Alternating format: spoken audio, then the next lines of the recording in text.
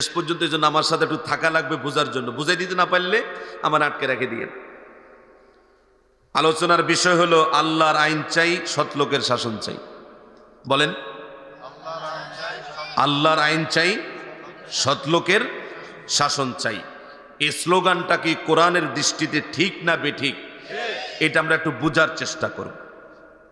আপনি ঠিক বলেছেন, তাহলে আমাকে বুঝাই দিতে হবে। এদেশের মানুষের কাছে এটা পরিষ্কার করতে হবে যে আসলে এই স্লোগানের ব্যাপারে কোরআন কি বলে। দুনিয়ায় যত স্লোগান হয়, যত জিন্দাবাদ হয় আর নিন্দাবাদ হয়, এই প্রত্যেকটা স্লোগানের পক্ষে আর বিপক্ষে কোরআনে কারিমের বক্তব্য আছে না নাই? প্রত্যেকটা স্লোগান কোরআন বলবে হ্যাঁ তোমার এই স্লোগান ঠিক, অথবা কোরআন বলবে তোমার এই স্লোগানটা বেঠিক। এটা কোরআন দিয়ে ঠিক করা লাগবে। আপনি যদি কোরআন দিয়ে আপনার স্লোগান ঠিক না করেন, তাহলে বিপদে পড়ে যাওয়া লাগবে আদালতে, আখেরাতে। আল্লাহ তাআলা আমাদেরকে হেফাজত করেন, বলি আমিন। আমার ভাইরা আসুন দেখি কোরআন কি বলতে চায়। আমি 3 জায়গা থেকে কোরআনে কারিমের 3টা আয়াত পড়েছি। এই 3টা আয়াতের আলোকে আমরা বিষয়টা বোঝার চেষ্টা করব যে আল্লাহ তাআলার আইনের ব্যাপারে আল্লাহর বক্তব্য কি, আল্লাহ তাআলা কি বলেন। আমার বন্ধুগণ আসুন, এই জন্য আগে আমরা প্রথমে একটু সংক্ষেপে আল্লাহকে চিনব। বলে তো আবার নতুন করে চিনাইবেন কি? আচ্ছা আমি একটু বলি, দেখেন আপনাদের বুঝের সাথে কোনো পার্থক্য হয় কি না। পার্থক্য না হলে তো ঠিক আছে, আমার বুঝ ঠিক আছে, আমি অন্তত বুঝবো যে হ্যাঁ জোয়ারদার বাড়ির এলাকার মানুষও বলছে আমি যেটা বুঝছি এটা ঠিক। তাহলে আপনাদের মাহফিলে এসে কোনো লাভ না হইলে আমার লাভ, আমি আমার বুঝটা ঠিক করে যেতে পারলাম। আর যদি মনে করেন যে না আসলে এখানে কোনো নতুন কথা পাইছেন, তাহলে লাভ না লস? লাভ। দেখি কোরআন কি বলে।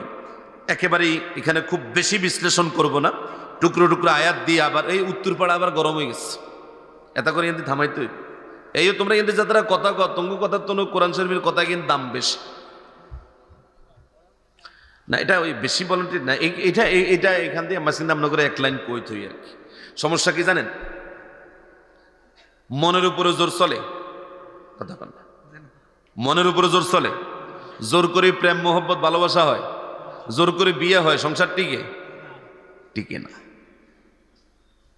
আমাদের যে সন্তানরা, আমাদের যে সমস্ত তরুণরা, যুবকেরা এই মাইকের আওয়াজটা বাজার পরও যে এই জায়গায় মনোযোগ দিতে পারে নাই, তার মানে কোরআনে কারিমের জন্য এখন পর্যন্ত তার মন তৈরি হয় নাই। কোরআনে কারিমের জন্য তার মন এখনো, হ্যাঁ তো মনে করে আমি যেগিন কই এগিনে তো বালা, তার কাছে এটার গুরুত্বটা এখনো বেশি। আর তৈরি হয় না, এর পেছনে আরেকটা লাইন আছে।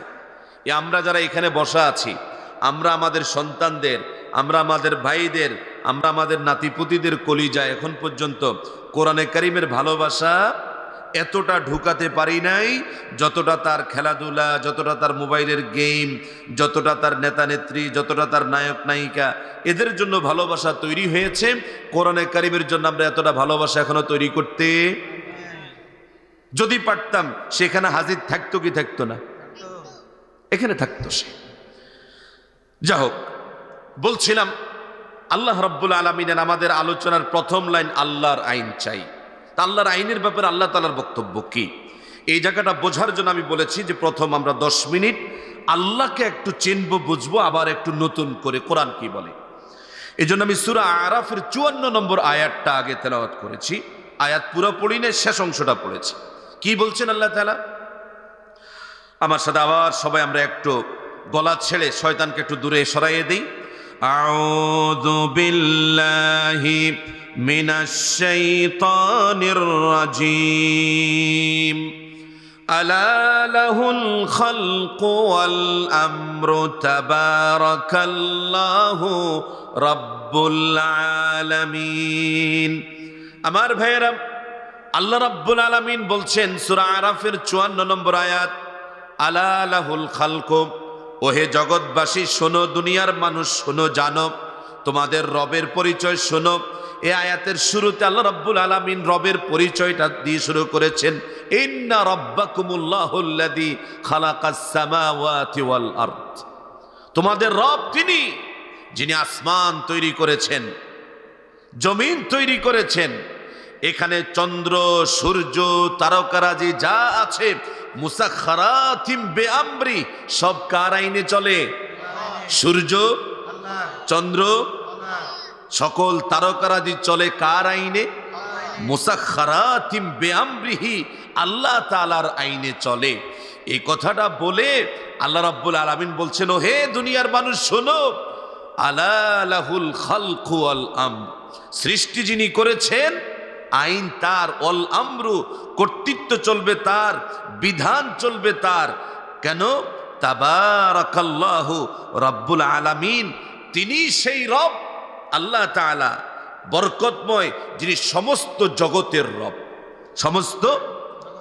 সমস্ত জগতের রব। রবের একটা পরিচয় আল্লাহ রাব্বুল আলামিন এখানে দিয়েছেন, আল্লাহ তাআলার পরিচয়। এখন আল্লাহর পরিচয় কিভাবে? আপনাকে যদি জিজ্ঞাসা করি যে আল্লাহ তাআলার প্রথম পরিচয় কি, কি বলবেন? আপনারা কি বলবেন?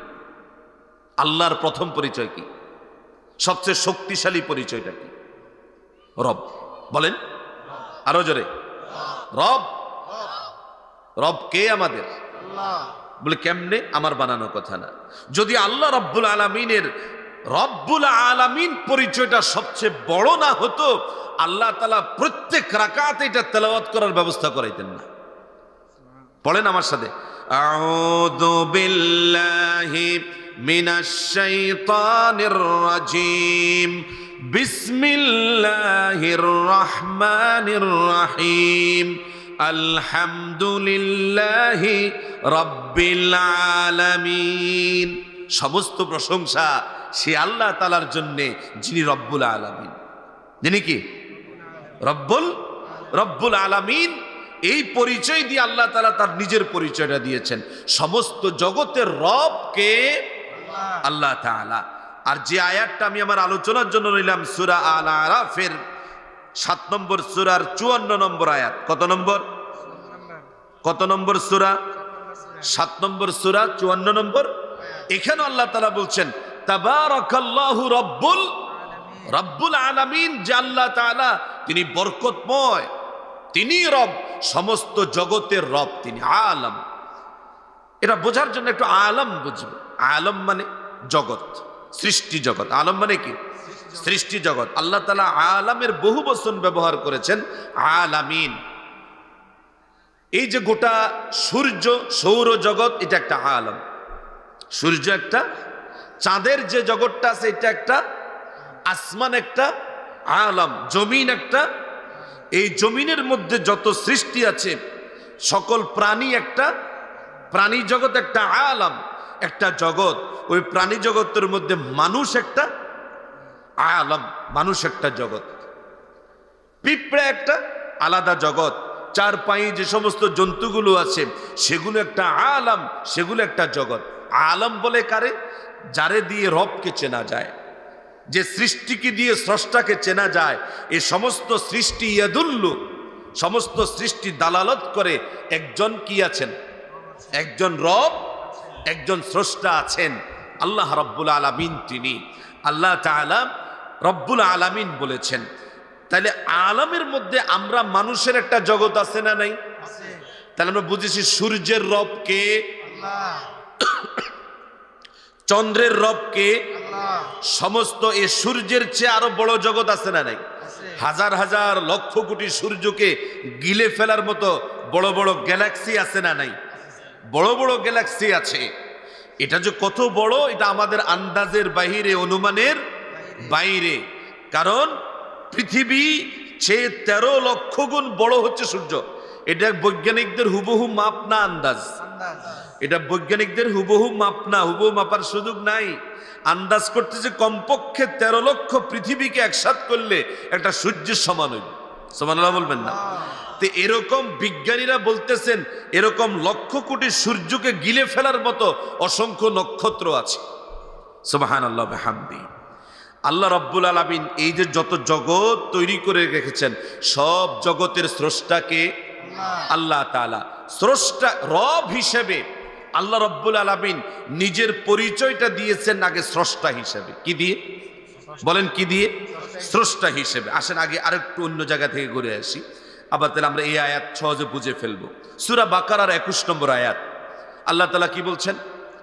ইয়া আইয়ুহান নাসু উবুদু রাব্বাকুমুল্লাযী খালাকাকুম ওয়াল্লাযীনা মিন ক্বাবলিকুম লাআল্লাকুম তাত্তাকুন।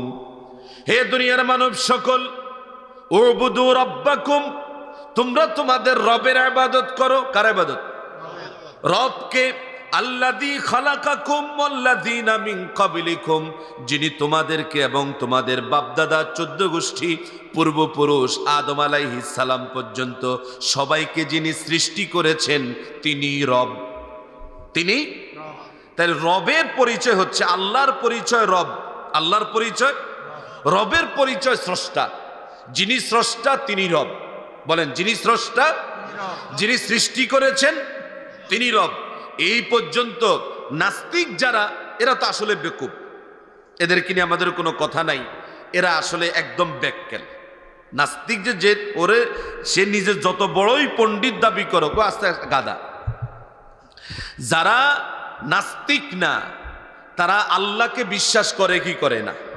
এবার বলেন হিন্দুরা, আমি কাছে থেকে হিন্দু বন্ধু যারা যারা আমাদের আছে এই এলাকা, তো নিশ্চয় একটা সময় বড় অংশ হিন্দুদের একটা সাক্ষী ছিল, ঠিক না? এখনো আছেন। যারা আমাদের হিন্দু ভাই বোনেরা আছেন তারা আল্লাহ তাআলাকে স্রষ্টা মানেন কি মানেন না?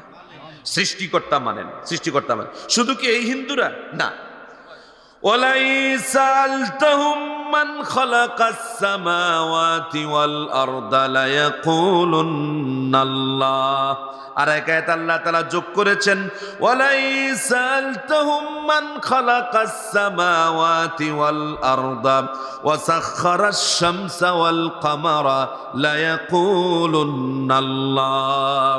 আল্লাহ তাআলা তার রাসূলকে বলছেন, নবী হে, আপনি যদি আবু জাহাল, উতবা, সাইবা, আবু লাহাব এরকম বড় বড় কাফের মুশরিক নেতারা যারা আছে এদেরকেও যদি জিজ্ঞাসা করেন আসমান জমিন আর আসমান জমিনের মাঝখানে যত সৃষ্টি আছে, এই চন্দ্রের জগৎ আছে, সূর্যের জগৎ আছে, এ সব কিছু কে সৃষ্টি করেছেন?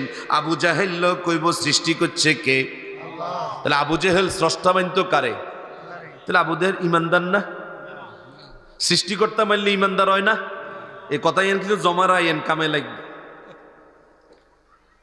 সৃষ্টিকর্তা, শুধু সৃষ্টিকর্তা মানলে ইমানদার রব। আমি খুব সংক্ষেপে আগাবো, তো আরো দুইটা পয়েন্ট আছে সামনে। আল্লাহ রাব্বুল আলামিন যিনি স্রষ্টা, সূরা বাকারার 21 নম্বর আয়াত বললাম। আবার আসেন আমি সূরা আরাফ, কত নম্বর সূরা কইছিলাম? নম্বর 7, আয়াত নম্বর ব্যাকে কয় না, আয়াত নম্বর এটা গল্লির ঠার, আয়াত নম্বর সূরা নম্বর গল্লির ঠার, মনে রাখবেন তাহলে ওয়াজ মনে থাকবো। তাহলে সূরা আরাফের 54 নম্বর আয়াত আল্লাহ তাআলা বলছেন, আলা লাহুল খালকু। হে দুনিয়ার মানুষ শোনো, রব যিনি আসমান জমিন তৈরি করেছেন, চন্দ্র তারকারাজি সব কিছু তিনি সৃষ্টি করেন। সূর্য বড় না চন্দ্র বড়? সূর্য বড়। কত বড় ভাগ দিতে পারবেন? না, সূর্য চন্দ্র পৃথিবীর 49 ভাগের 1 ভাগ। চন্দ্র চাঁদ পৃথিবীর কত ভাগ? কত ভাগ? পৃথিবীর 49 ভাগ করলে 1 ভাগ হইল চাঁদ। আর এই পৃথিবীর চন্দ্রের চেয়ে 49 গুণ বড় পৃথিবীর 13 লক্ষ গুণ বড় সূর্য। তো সূর্যের লগে চাঁদের লগে তুলনা হয়নি, সূর্যের সাথে চাঁদের সাথে তুলনাও হয় না। কিন্তু আল্লাহ তাআলা করতেছে, এই যে বলমিয়া বানাইলাম সূর্যরে, এই পর্যন্ত কোন বিজ্ঞানীও গবেষণা করে কইতে হচ্ছে, এই চাঁদ তুই সর, তোর রাস্তা দিয়ে যে তুই আটটি না, এই পর্যন্ত বলছে। লাশামসু ইয়ামবাগি লাহা আন তুদরিকাল কামার। সূর্যের কোনো দাপট নাই, কোনো পাওয়ার নাই, কোনো সুযোগ নাই যে চাঁদকে বলবে সর, তোর রাস্তা দিয়ে আজকে আমি হাঁটবো। চাঁদের জন্য আলাদা হাঁটার রাস্তা কে তৈরি করেছেন? সূর্যের জন্য চলার একটা রাস্তা কে তৈরি করে দিয়েছেন? সূর্য বড় মিয়া, এই জন্য ছোট মিয়ারা ধাক্কা দিতে পারছে? সূর্য বড় ভাই, এই জন্য ছোট ভাইরে কি গুঁতে দিয়ে হালাই দিচ্ছে? কারণ সূর্য আইন মানে কার? চাঁদ আইন মানে কার? ওয়াশ-শামসা ওয়াল কামারা ওয়ান নুজুমা মুসাখখারাতিন বিআমরি। এই চাঁদ, সূর্য, এই তারকারাজি নিয়ন্ত্রিত হয় কার আইনে? বেআমরিহি, আল্লাহ তাআলার আইনে। অতএব আলা লাহুল খালকু, তোমাদের স্রষ্টা কে? আমাদের স্রষ্টা আল্লাহ তাআলা। আলা লাহুল খালক, অতএব সৃষ্টি যিনি করেছেন, সৃষ্টিকর্তা মহান কই থামি যাইও না, সৃষ্টিকর্তা মহান কই থামি যাইও না। অল আমরু, আইনদাতা মহান মানত। আইনদাতা মহান কে? রব যিনি, যিনি খালেক। আমরা এবার আবার হিসমৃত্যু নাইয়েন, আল্লাহর পরিচয় আমরা বলছি কি? রব। বাইকে লাইন বাই লাইন কোন আল্লাহর পরিচয় রব, রবের পরিচয় এক নম্বর খালেক, এক নম্বর যিনি স্রষ্টা, যিনি সৃষ্টি করছেন, তিনি আসল মালিক না আমনে মালিক? তিনি মালিক। এই জন্য রব তার পরিচয় দিতে গিয়ে কি বলতেছেন? কুল আউযু বিরাব্বিন নাস মালিকিন নাস। যিনি রব তিনি মালিক। মালিক মানে রাজা। আমরা যেটা বাংলায় রাজা কই, এটা আরবি শব্দ কি? মালিক। মালিক মানে যাদেরকে রাজা বলে এদেরকে আরবিতে বলে মালিক। কি বলে? এদেরকে বলে মালিক। তাহলে রাজা কে? আল্লাহ তাআলা। যিনি স্রষ্টা তিনি রাজা, যিনি স্রষ্টা তিনি রাজা। এবার এই সোজা কোনা কুঞ্জা বুঝ, কিন্তু একদম সোজা বুঝেন। এই পর্যন্ত আপনারা দেশ দুনিয়া সম্পর্কে যা বুঝছেন, দুনিয়াতে এই পর্যন্ত আইন কি রাজা বানায় না প্রজা বানায়? আইন রাজা বানায় না প্রজা বানায়? আইন বানায় কে? রাজা না প্রজা? রাজায়।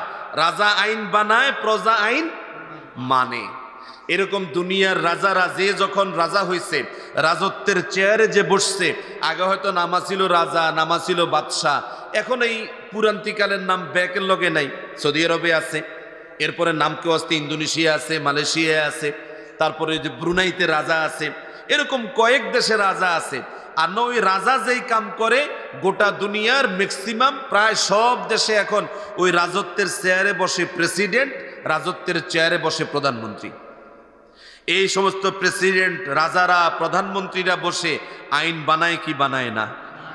আচ্ছা বলেন, এবার এই দুনিয়ায় যারা নিজেদেরকে রাজা মনে করে, যারা নিজেদেরকে মালিক মনে করে, বলে না ক্ষমতার মালিক, চেয়ারের মালিক, অমুকের মালিক, তমুকের মালিক, আমি এটার মালিক, সেটার মালিক, যে যত কিছুর মালিক দাবি করছে, কে কোনটা লই কবরে যাইতে হচ্ছে?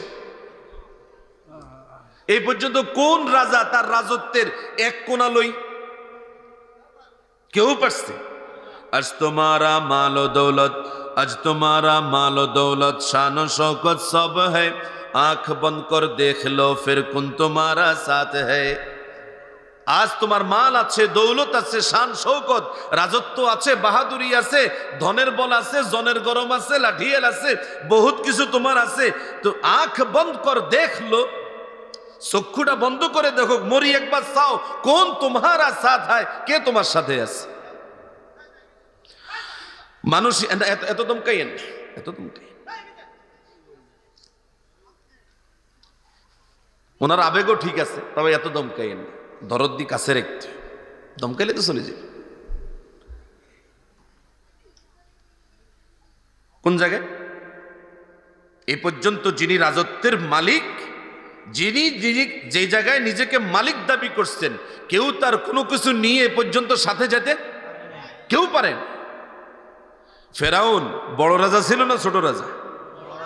সে যে বড় রাজা ছিল, এটা আল্লাহ তাআলা কোরআন শরীফে বলছেন কি বলছেন না?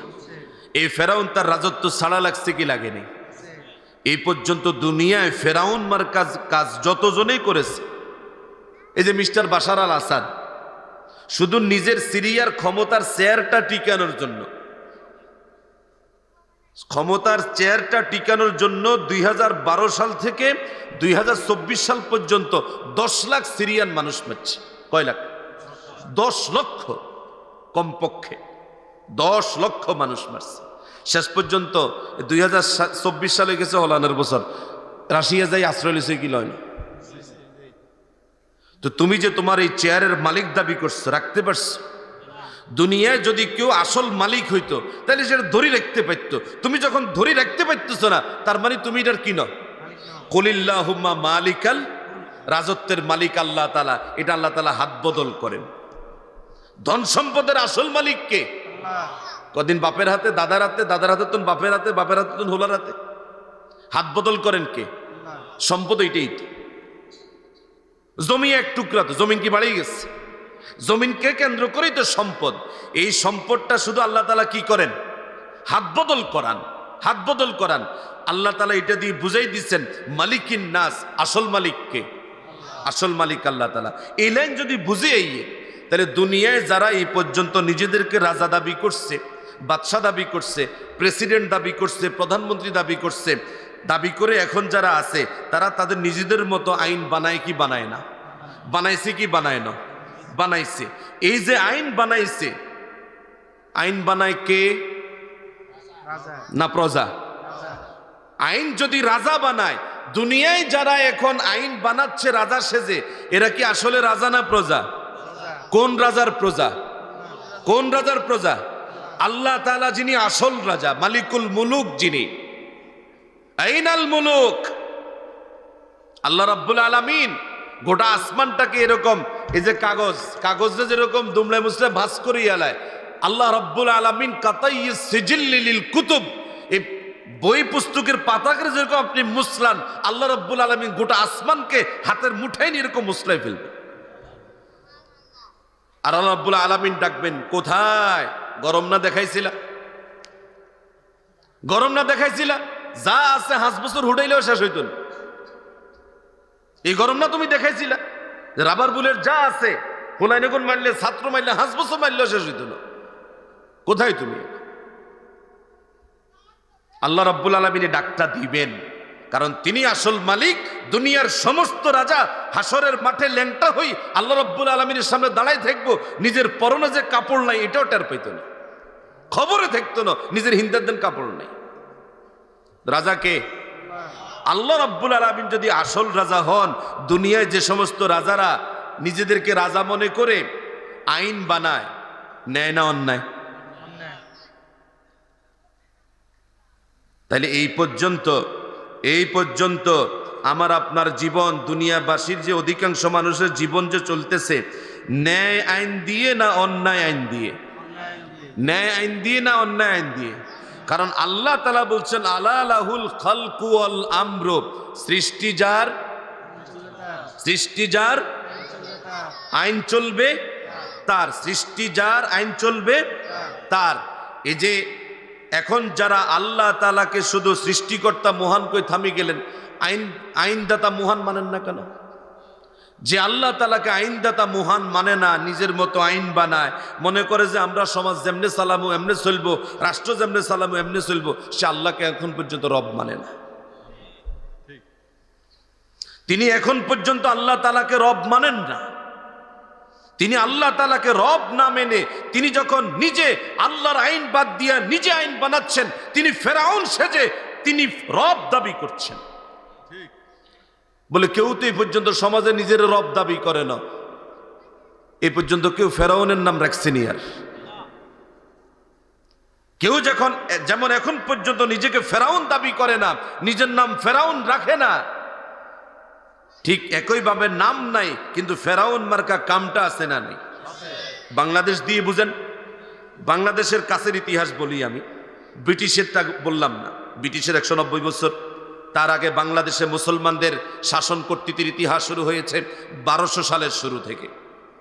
কত সাল? 1200 সালের শুরু থেকে বাংলাদেশে মুসলমানদের একবার আনুষ্ঠানিক রাজতান্ত্রিক শাসন কর্তৃত্ব মুসলমানদের হাতে। হিন্দুরা সহ সবাই স্বাগত জানাইছে মুসলমানদেরকে, সেই ইতিহাসে যাওয়ার সুযোগ নেই। 1947 সাল থেকে 1971 সাল, 24 বছর। ক বছর? 24 বছর। 70 ধরেন তো। 1947 সাল থেকে 1970 সাল বাংলাদেশ চলছে কি চলে না? কোনো আইন বিধান লাগে না? ভালো করে বুঝিয়েন, আমার কথা যদি এলোমেলো হয় আটকাই দিয়েন।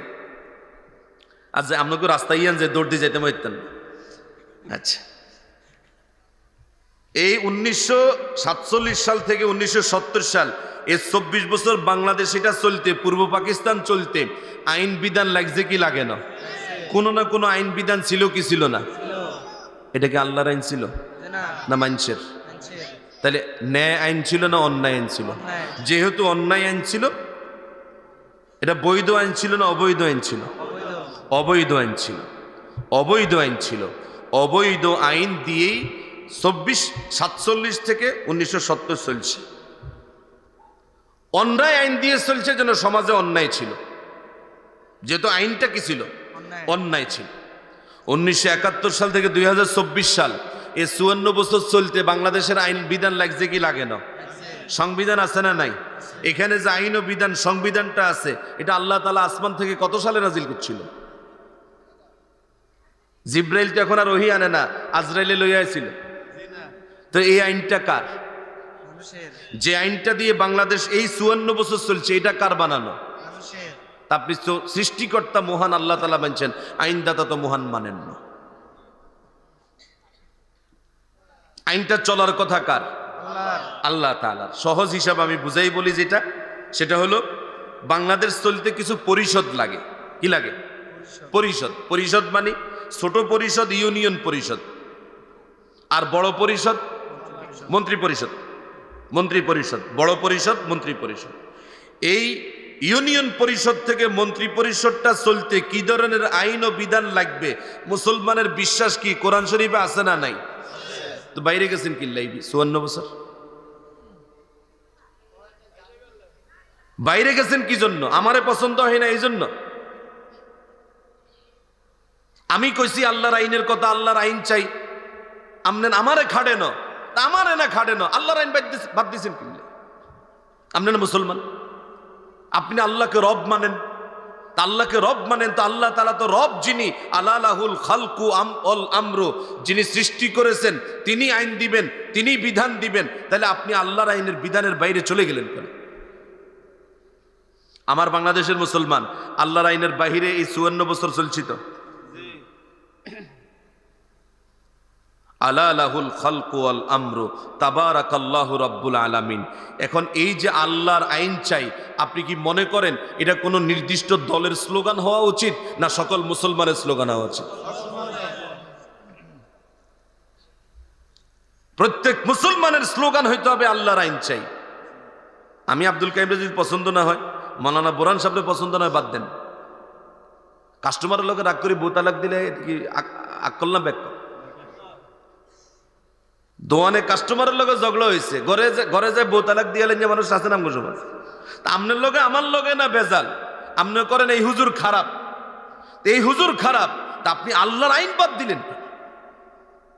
আপনি যখন সংবিধান লিখলেন, আপনার মুসলমান পরিচয় যদি ঠিক হয়, ইসলাম না লিখে সংবিধানের মূলনীতি মানুষের তৈরি করা বিধানটা যোগ করলেন কেন? আপনি কেন এখনো মনে করেন রাজনীতির সাথে কোরআনের সাথে কোনো সম্পর্ক নাই? যিনি এই কথা বলেছেন, যিনি এরকম বিশ্বাস করেন, তিনি তো মুসলমান না, তিনি তো মুরতাদ না। কোন মুসলমান ভাই, আমি খুব পরিষ্কার করে জায়গা বলি, জামাত ইসলাম পছন্দ না, সরমনে পছন্দ না, খেলাফত পছন্দ না, ঐক্যজোট পছন্দ না, পছন্দ নাই হইতে পারে, এরা মানুষ, এরা মানুষ। কিন্তু আপনি মুসলিম তো, আপনি মুসলিম তো, আপনি মুসলিম হিসেবে আপনার জন্য তো আল্লাহর আইনের বাহিরে গিয়ে ইউনিয়ন পরিষদ চালানো জায়েজ হয় নাই, আল্লাহর আইনের বাহিরে গিয়ে মন্ত্রী পরিষদ চালানো জায়েজ হয় নাই। কারণ আমার আল্লাহ দিচ্ছেন। তাহলে আমার আলোচনার প্রথম অংশ, আল্লাহর আইন চাই, এই স্লোগানটা কি দলের হবে না মুসলমানের? দলের হবে না মুসলমানের? যেই দল পছন্দ হয় না, যে দলের স্লোগান দিছে আগে, এই দল পছন্দ না হলে বাদ দেন, 3 তালাক বাদ। কিন্তু আপনার স্লোগান কি? প্রত্যেক মুসলমানের স্লোগান কি? আল্লাহর আইন চাই। আল্লাহর আইন ছাড়া আপনি কোন মানুষের আইন দিয়ে যদি রাষ্ট্র শাসনের কথা বলেন, আপনি গায়রে ইসলামকে গ্রহণ করেছেন, ইসলাম ছাড়া মানুষের বিধান গ্রহণ করেছেন। ওমাইয়াবতাগি গায়রাল ইসলামি দীনান, ইসলাম ছাড়া যে অন্য কোন আইন ও বিধান গ্রহণ করেছে, আল্লাহ তাআলা বলেন ফালাই ইউকবালা মিন, কোশ্চিনকালে তার কাছ থেকে গ্রহণ করা হবে না, সে আখিরাতে ক্ষতিগ্রস্ত হয়ে যাবে, আখিরাতে ক্ষতিগ্রস্ত হয়ে যাবে। আমি কি আমার আলোচনার প্রথম লাইন বুঝাইতে পারছি? পরের লাইন কি? সৎলোকের শাসন চাই। শাসনের জন্য সৎলোক লাগবে, এই থিওরিটা আল্লাহ তাআলার। কার? আল্লাহ তাআলার। মানুষটা সৎ হইতে হবে। যিনি শাসন কর্তৃত্ব জনগণের ভাগ্য বদল করার দায়িত্ব যিনি গ্রহণ করবেন, তার এটা শক্তি থাকতে হবে, সামর্থ্য থাকতে হবে, আর তার এটা যথেষ্টভাবে ভালোভাবে পরিচালনা করার মতো আমানতদারিতা তার মধ্যে থাকতে হবে। এটা বোঝার জন্য আমি কোরআন শরীফের আয়াত নিছি আরো দুই জায়গা থেকে দুইটা। একটা নিছি সূরা ইউসুফ। কোন সূরা কইছি? সূরা ইউসুফ, কোরআন শরীফের 12 নম্বর সূরা। কত নম্বর? ব্যাকে কয় না? 12 নম্বর সূরা। এই 12 নম্বর সূরার আমি 55 পড়ছি, তবে 54 সহ লাগবে। আচ্ছা, 54 কাহিনী কি? 54 নম্বর আয়াতে আল্লাহ তাআলা ইউসুফ আলাইহিস সালামের প্রসঙ্গ আনছেন। এখান থেকে তরুণ যুবকদের কাজ বেশি, তাদেরকে একটু মনোযোগ দিয়ে শুনতে হবে, বুঝতে হবে। وقال الملك ائتوني به استخلصه لنفسي فلما كلمه قال إنك اليوم لدينا مكين أمين। ইউসুফ আলাইহিস সালাম ভাইয়েরা চক্রান্ত করে, ষড়যন্ত্র করে গুহায় ফেলিয়ে দিয়েছিল। আল্লাহ রাব্বুল আলামিনের হিকমত এই সমস্ত ভাইদের জানা ছিল না।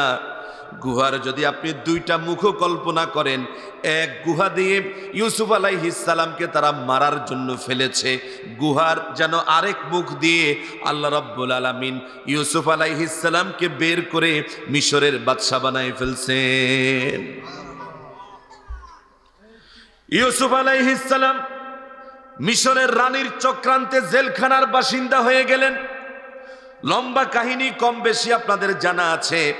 অবশেষে ইউসুফ আলাইহিস সালামের মুক্তির ব্যবস্থা হচ্ছে। এবার রাজা বলে, ওয়াকালাল মালিকু উতুনি, আমার স্বপ্নের ব্যাখ্যা যে দিতে পারবে তারা একটু আমার কাছে নিয়ে আসো, আমার প্রয়োজনে আমি তাকে আজকে মুক্ত করে দেব। ইউসুফ আগেই প্রমাণ হয়ে গেছে, আমার স্ত্রী যে চক্রান্ত করেছে এটাও প্রমাণ হয়েছে। আমার স্ত্রীর প্রতি তুমি কোনো খারাপ চোখে তাকাও নাই, খারাপ হাত বাড়াও নাই, বরং আমার স্ত্রী তোমাকে ফাঁদে ফেলতে চেয়েছে, এটা সুপ্রমাণিত। তুমি আসলে আমানতদার, তুমি আসল আমানতদার। রাষ্ট্র চালানোর জন্য আমানতদার লাগে। কি লাগে? আমানতদার লাগে। ইউসুফ আলাইহিস সালাম এবার সুযোগ পাইছেন। কি পাইছেন? যেহেতু রাষ্ট্র এখন একটা সংকটে আছে, এবং সংকটটা হচ্ছে খাদ্যের সংকট। কিসের? খাদ্যের একটা বড় ধরনের সংকট তৈরি হইতে যাইতেছে। ইউসুফ আলাইহিস সালামের এই ফর্মুলা আল্লাহ তাআলা জানাই দিয়েছেন, এই সংকটটা কিভাবে দূর করতে হবে। ইউসুফ আলাইহিস সালাম বললেন, ক্বালা জাআলনি আলা খাযাইনিল আরদি ইন্নী হাফিজুন আলিম।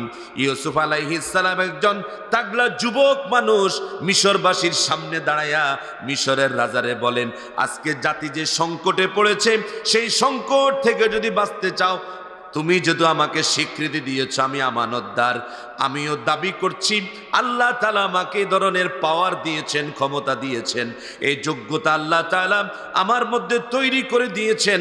আমি একজন যথেষ্ট আমানতদার হিসেবে হাফিজুন, তোমার এই খাদ্য ভাণ্ডার রক্ষা করার, তোমার এই খাদ্য ভাণ্ডার কিভাবে রক্ষা করতে হবে এই জ্ঞানটা আমার কাছে আছে, অতএব তুমি আমাকে খাদ্যমন্ত্রী বানাইয়া দাও। আমার তরুণ যুবক ভাইরা, আজ আমার দেশের সংকটটা বড্ড এখানে সৎ মানুষের। কিসের? সৎ মানুষের সংকট। এই সংকটটা কতটা প্রগাঢ় হয়েছে আপনারা বুঝতেই পারবেন না যদি না আমাদের বাস্তব চিত্রের দিকে একটু খোলা মনে না তাকান। এখানে কোনো দল নাই, গোত্র নাই, এখানে কোনো কারো প্রতি কোনো ব্যক্তি বিশেষের প্রতি কোনো হিংসা নাই, বিদ্বেষ নাই। আমার এই দেশটা দীর্ঘকাল পর্যন্ত এইভাবেই চলে। যদি একটা বাল্বের দাম হয় 6 টাকা, আমার রাষ্ট্রের কর্মকর্তারা যখন ভাউচারটা তৈরি করে তখন লেখে বাল্বের দাম 6000 টাকা ধরেন। আর বাস্তবে কি ঘটেছে?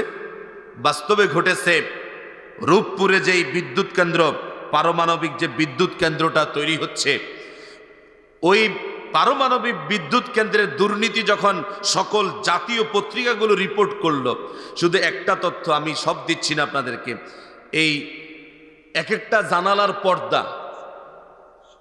জানালার কি জানালার পর্দা আমাদের বাংলাদেশে বাজারে যেগুলো আছে সবচেয়ে বেশি হাই কোয়ালিটির দাম হইল কত? 500,000, 500,000। খুব কারুকার্য খচিত আছে, চারি পার্টের এই যে একটা ভাঁজ করা যে একটা পর্দা, এই এক একখান পর্দা তারা আমার আপনার টাকা দিয়ে কিনছে, দাম ছিল 56,000। বাংলাদেশের শিমুল তুলা অজ্ঞা, অরিজিনাল শিমুল তুলার বালির সর্বোচ্চ দাম কত? 750, 750। খুব একদম সুপার কোয়ালিটির বাজার থেকে যদি আপনি কিনেন, তাহলে আমি দেখছি এটার দাম 1200। কত? একটা বালিশের দাম, সর্বোচ্চ বালিশের দাম না, এদের কর্মচারীর বিল, দোয়ান সাজাইছে, ডেকোরেশন, এই বেগিন মিলে দাম কত হয়েছে? 1200 টাকা হয়েছে একটা বালিশের দাম। এই রূপপুর পারমাণবিক বিদ্যুৎ কেন্দ্রে এক একটা বালিশ নিস্তালাত্তন, নিস্তালাত্তন 3 তলা, কত দূর, ঠিক না? কত মাইল! এক একটা বালিশ নিস্তালাত্তন 3 তলা তুলাইতে শুধুমাত্র 6,000 টাকা খরচ হচ্ছে। কত? 6,000 টাকা। দেখুন, সৎ মানুষ, ঠিক না? হ্যাঁ, সৎ মানুষ। বাংলাদেশে ব্যাংকগুলো দেউলিয়া হয়ে গেল। যে ইসলামী ব্যাংক কোটি মানুষের আস্থার প্রতীক হলো, সেই ইসলামী ব্যাংক হাওলাত করে চলা লাগলো সৎ মানুষের কারণে, ঠিক না? এই সৎ মানুষগুলো কোত্থেকে নাজিল হইল? আসমান থেকে না আমাদের ভিতর থেকে? এর আগে যখন ইসলামী ব্যাংক কোটি মানুষের আস্থা অর্জন করছে, তখন কেমনে? এর থেকে অসৎ মানুষে চালাইছে না সৎ মানুষে চালাইছে? এখন কি আসমান তো নাজিল হইছে? হাজার হাজার কোটি টাকা ব্যাংক থেকে লুটপাট হয়ে গেল। আমারে চ্যালেঞ্জ করিয়েন না, সাহস থাকলে আপনি অর্থনীতিবিদদের বিরুদ্ধে, বাংলাদেশের অর্থনীতিবিদ যাদেরকে আপনারাই পেলেছে, আপনারা এদেরকে লালন পালন করেছেন, কি বলে, সোহাগ করে একেবারে ভালোভাবে এদেরকে তেল মেখে মেখে বড় করেছেন, এরকম অর্থনীতিবিদরাই তো এখন আবার হিসাব দিয়ে বলতেছে কমপক্ষে বাংলাদেশের 5 বছরের বাজেটের টাকা, 5 বছরের বাজেটের টাকা গত কয়েক বছরে বাংলাদেশের বাইরে গেছে 26 লক্ষ কোটি টাকা। সৎ মানুষ বলেন? সংকটটা তো এখানে ভাই, আমানতদার নাই। ইউসুফ আলাইহিস সালাম এই আমানতদারিতা দেখাইছেন। রাজা বলতেছে লাদাইনা ইন্নাকা লিয়াউমা লাদাইনা মাকিনুন আমিন। ইউসুফ আলাইহিস সালাম এবার সাহস করে বলতেছেন, তাইলে দেন, খাদ্য মন্ত্রণালয় আমার হাতে ছাড়াই দেন।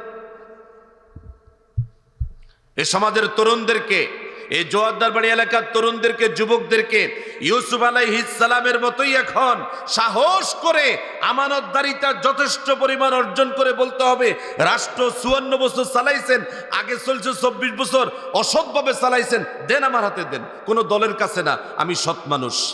পারবে? তরুণরা কই হাত তোলেন দেখি, তরুণরা, যুবকরা হাত তোলেন, নারায়ে তাকবীর। সাহস করে বলতে পারবেন আমি আমানতদার? পারবেন? আপনি যদি নিজে আমানতদার না হন, আপনার আমানত কে রক্ষা করবে? আপনি যদি আরেকজনের সম্পদ পাহারা না দেন, আপনার সম্পদ পাহারা দেওয়ার জন্য কেউ থাকবে না। আপনি যদি আরেকজনের জীবন পাহারা না দেন, আপনার জীবন পাহারা দেওয়ার জন্য কেউ থাকবে না।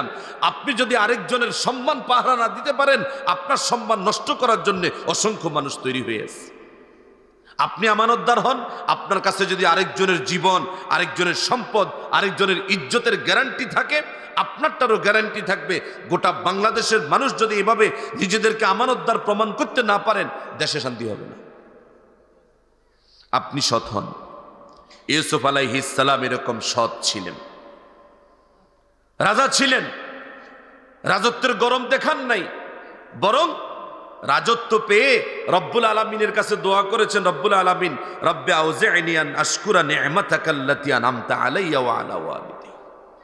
আল্লাহ আমাকে যে রাজত্ব দিয়েছ, এই রাজত্বের শুকরগুজার হওয়ার তৌফিক দাও। ওয়া না'মালা সালিহান তারদা, এমন আমল করার তৌফিক দাও যে আমলে তুমি খুশি হও। তুমি তো আল্লাহরে ভোটের আগের রাত পর্যন্ত বলাইছো আল্লাহ চেয়ারম্যানই দাও, আল্লাহ প্রধানমন্ত্রী বানাও, আল্লাহ রাষ্ট্রপতি বানাও, পরের দিন তো তুমি নিজে রাজা হয়ে গেছো, আসল রাজারে ভুলে গেছো। তুমি তো আল্লাহকে ভুলে গেছো। আরেক কিসসা যোগ করব, 11টা শেষ করে দিলে বেশি কষ্ট হইব নি। আমার ভাইয়েরা, সূরা কাসাস কোরআনে কারীমের আরেকটা কিসসা কাহিনী সম্বলিত গুরুত্বপূর্ণ সূরা, যে সূরাতে আল্লাহ রাব্বুল আলামিন হযরতে মূসা আলাইহিস সালামের কিসসা গাইছেন। কার কিসসা? হযরতে মূসা আলাইহিস সালামের কিসসা আমাদের সামনে তুলে ধরেছেন। এখানেও আমি একটা আয়াত পড়েছি, আয়াতটা 26 নম্বর আয়াত, সূরা নম্বর 28। সূরা নম্বর 28 প্রথম বলছি কত নম্বর সূরা? আয়াত নম্বর 54। পরেরটা 12 নম্বর সূরা, আয়াত নম্বর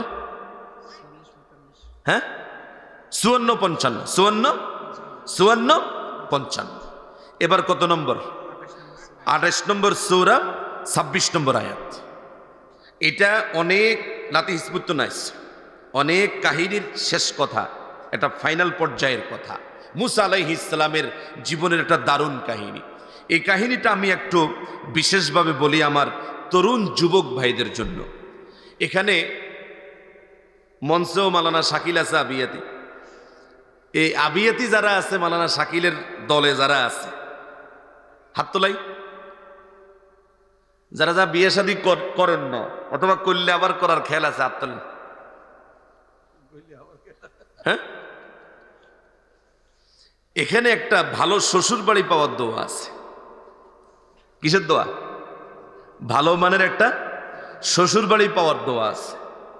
দোয়াটা মূসা আলাইহিস সালাম করছিলেন, তবে শ্বশুর বাড়ি পাওয়ার জন্য উনি দোয়াটা করছিলেন কিনা জানি না, তবে দোয়ার ঠেলায় আল্লাহ তাআলা শ্বশুর বাড়ি মিলাই দিছে। সুবহানাল্লাহ কইতেন না? আমার ভাইয়েরা, কিসসার মাঝখান থেকে শুরু করি।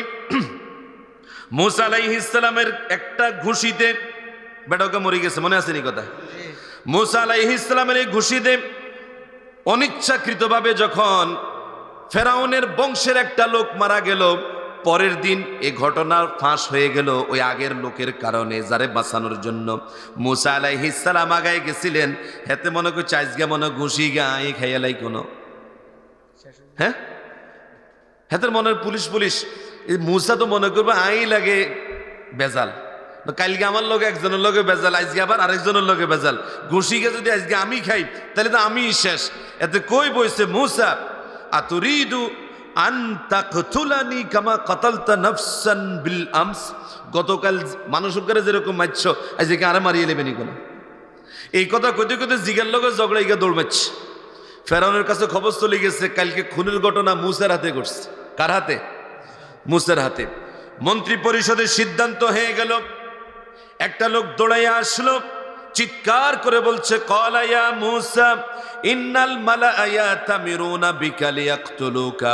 মন্ত্রী পরিষদ সিদ্ধান্ত নিয়ে ফেলেছে, ফেরাউনের মন্ত্রী পরিষদ এই সিদ্ধান্ত নিয়ে ফেলেছে, লিয়াকতুলুকা, তোমাকে হত্যা করে ফেলবে।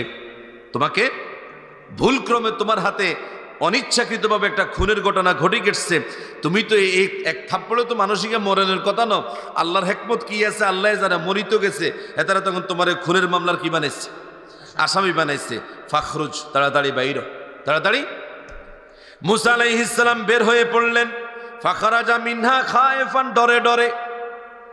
মামলাটা তো কিছুটা গ্রাউন্ড আছে, কিন্তু আসলে কি উনি খুনের আসামি? বাস্তবে খুনের আসামি? খুনের আসামি না, কিন্তু এখন মিথ্যা মামলা হইলে আসামি তো হয়েছে। মিথ্যা মামলা হইলে আসামি হইলে মনের ডর কিছু থাকে কি থাকে না? হ্যাঁ, এখানে হলার লাগছে আমি বহুত মানুষের। ফাখারাজা মিনহা খায়েফান, ডরে ডরে মূসা আলাইহিস সালাম বাইরে হয়ে গেছে। বাইরে বের সময় দোয়া অজ্ঞা জমা। কি বাইরে ভাই দোয়া এমন এক বুলেট, এটার তেজ আপনি আমি যারা খাঁটিভাবে আল্লাহ তাআলাকে দোয়া করতে পারছেন উনি বুঝতে পারছেন। ফেরাউনও বুঝে, কিন্তু অনেক সময় টাইম মতো না বুঝলে কামে লাগে না। ফেরাউন যখন বিপদে পড়ছে আল্লাহর কাছে দোয়া করছিল না, আল্লাহ মানিজ্জত বাঁচাও। তো ফেরাউনের আল্লাহর কাছে দোয়া করছে, আল্লাহ মানিজ্জত বাঁচাই দিয়েছে, নীল নদের পানি চালু হয়ে গেছে। কিন্তু এরপরে যখন ঈমান আনে নাই, আল্লাহ ওই পানির মধ্যে সুবাই মারার ব্যবস্থা করছে, কি করে না? আল্লাহ আল আন ও অমনি তোর খবর হচ্ছে।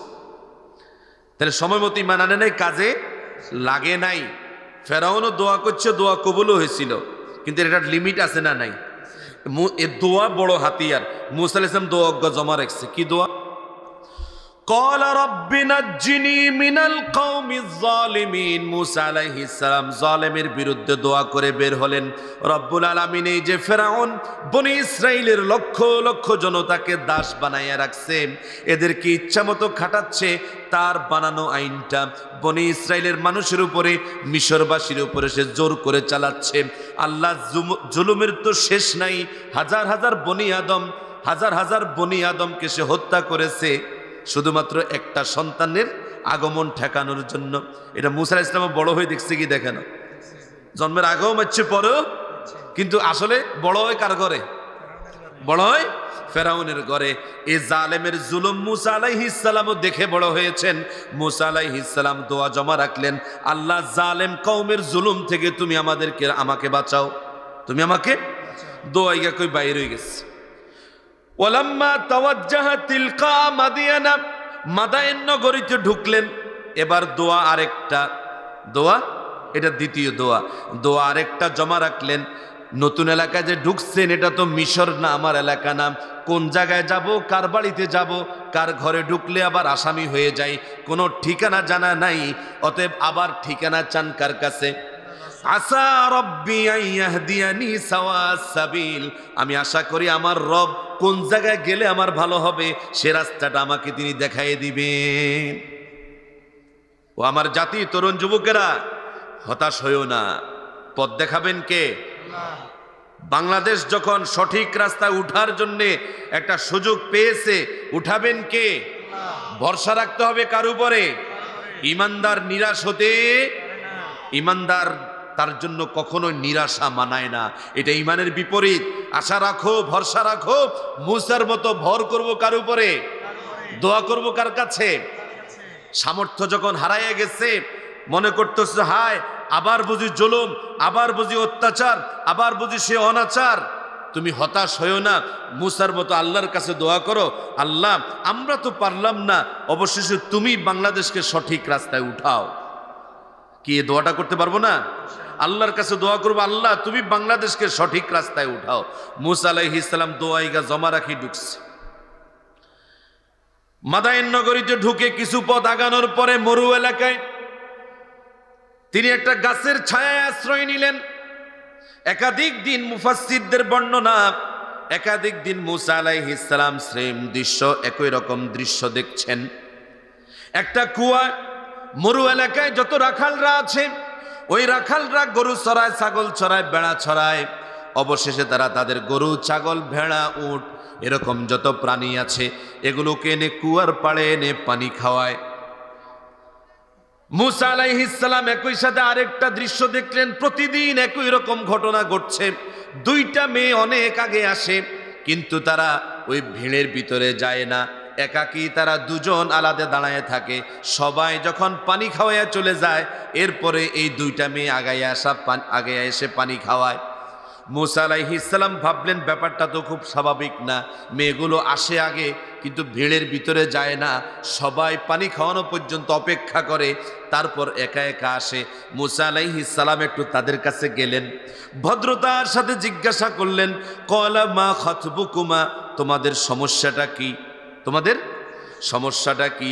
ক্বালাতা লা নাসকি হাত্তা ইউসদিরার রিআউ, দুইজন মেয়ে জবাব দিল, এই সমস্ত রাখালরা চলে যা গেলে আমরা তো এরকম বেহায়া না, বুটবাদামের দোকান বসে মাহফিল উপলক্ষে, অন বেডিরাও যাই কিনে। হ্যাঁ, আরে বুটবাদাম কিনুনের জায়গা মাহফিলের এই বাজার হয়ে গেছে। আমি ছোট বয়সে যখন মাহফিল দেখছি, দাদার হাতে বাবার হাতে মাহফিলে গেছি, রামপুরের মাহফিলও গেছি আমি আমার আব্বার হাতে, সেখানে আমি রাত্রে ঘুমাইছি। বাজারে ঘুরুন যা তো মানুষ দেই, এখন তো বাসার তো কনসি বড়, মাহফিলের তো বাজার বড়। বহু জায়গায় এরকম হয় কি হয় না? আপনাদেরটা ছোট, এবং এখানে আমি আশা করি এখন বাজারে আর কেউ নাই। মুসা আলাইহিস সালাম তাদেরকে জিজ্ঞাসা করলেন, তারা জবাব দিল, ক্বালাতা লা নাসকি হাত্তা ইউসদিরার রিআউ, এই সমস্ত রাখালরা চলে না গেলে আমরা তো মহিলা মানুষ, দুইটা উঠতি বয়সী মেয়ে, এ সমস্ত রাখালদের ভিতরে ঢুকতে পারি না। এরা সবাই চলে গেলে তারপরে আমরা পানি খাওয়াই। কোনো বেডা মানুষ নাই তোমার বাড়ি? কোন আছে একজন, ও আবুনা শেখুন কাবীর, যিনি আছেন তিনি আমাদের বাবা, কিন্তু এত বৃদ্ধ হয়ে গেছেন, এখন মরুভূমিতে এসে পানি পান করাবেন, ছাগল চড়াবেন, এতটুকুন শক্তি তার। ও আবুনা শেখুন কাবীর। মুসা আলাইহিস সালাম একটু জিদ উঠছে, তোরা মাই এগুন দুনু করে একলা হাইছত, মনে করছত বাপ বেডা কেউ তাদের নাই, অথবা পাশে দাঁড়ানোর মতো নাই, অনেক আগে আসে দাঁড়াই থাকে, পানি খাওয়াইতে দিস না, কেউ আগাইও আসস না, কারো মধ্যে দরদ নাই, দুইটা মহিলা এখানে এসে বৈষম্যের শিকার হইতেছে, তাদেরকে একটু সুযোগ দিস না।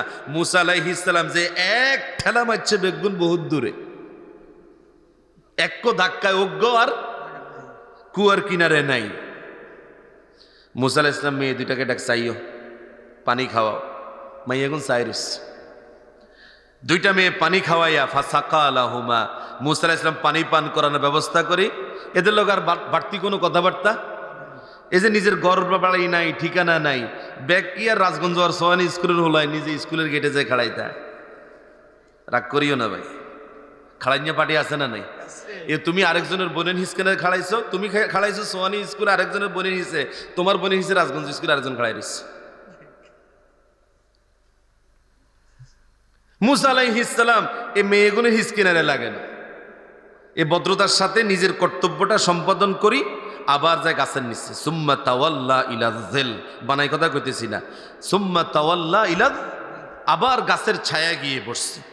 গাছের ছায়া গিয়ে মুসা আলাইহিস সালাম এই মেয়েগুলোকে একটাবারও জিজ্ঞাসা করলেন না, তোদের যখন এতটুকু উপকার করছি, আমার বাড়ি ঘরদুয়ার নাই, পালাইয়া চলে আসছি, জন্মভূমি ছেড়ে কোথায় যাব জানি না, তোদের বাড়ির ঠিকানা যদি একটু বলতি তাহলে আমি সেখানে যাইতে পারতাম। মুসা আলাইহিস সালাম কিছুই বললেন না। মুসা আলাইহিস সালাম গাছের ছায়ায় গিয়ে, এবার সূরা নম্বর মনে আছে নি? ইগা 28, মাশাআল্লাহ। কত? 28। এই 28-এর 24, 28-এর কত? সালো 24 পার হয়েছে, 25 শুরু হয়ে গেছে, 24।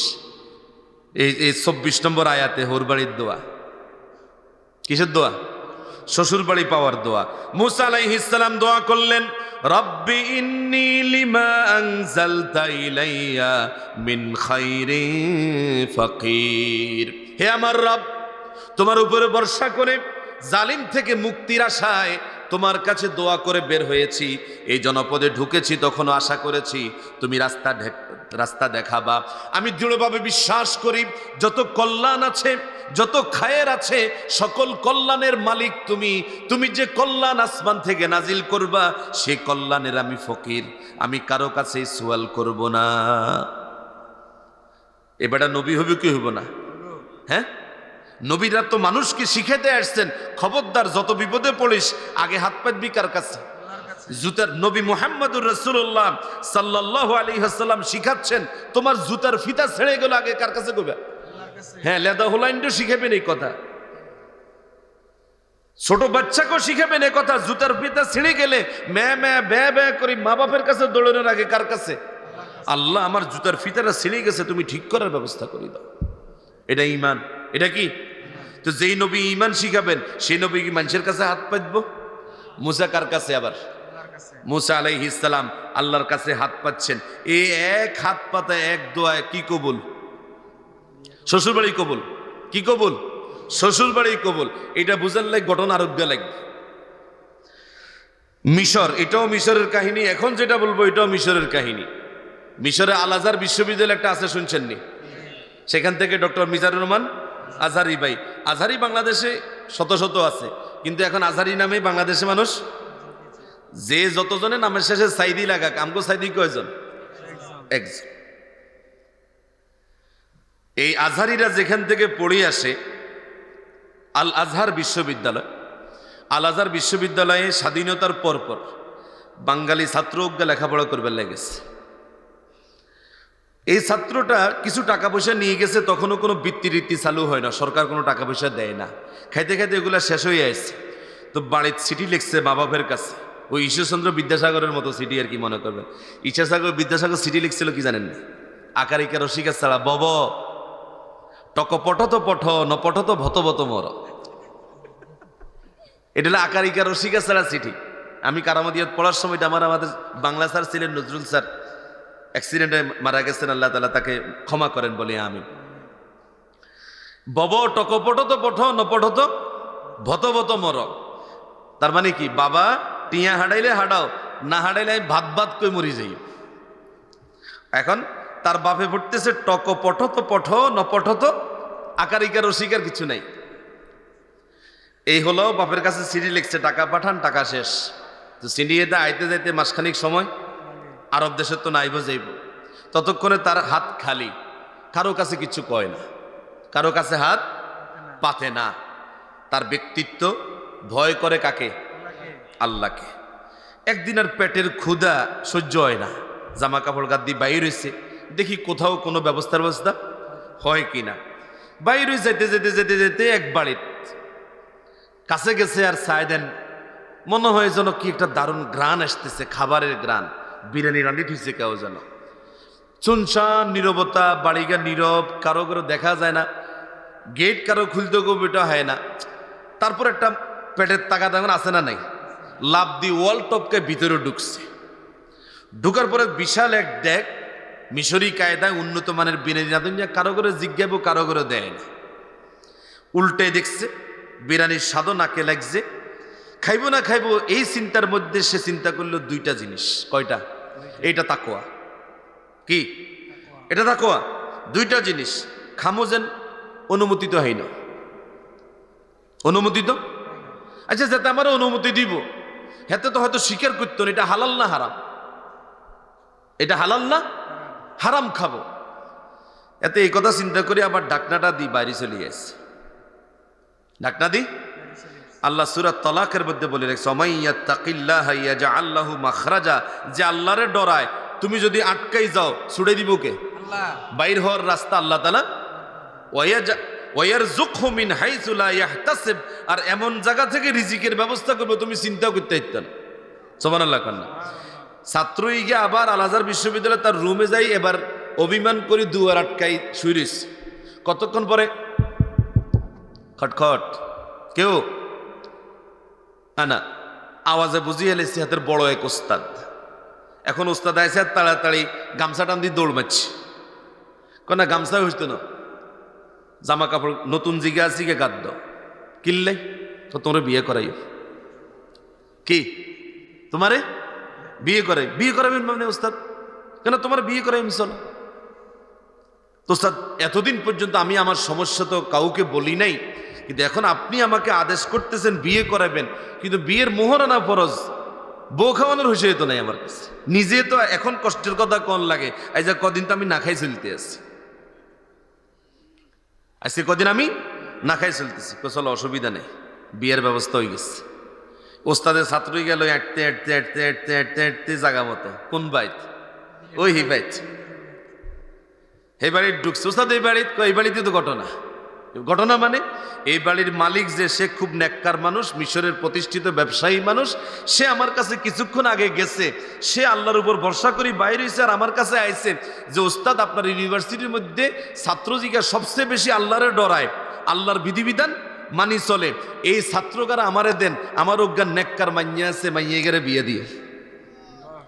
আমি গোটা ভার্সিটির চোখ বুলে দেখছি, তোমার লাইন হলো আর হয় না।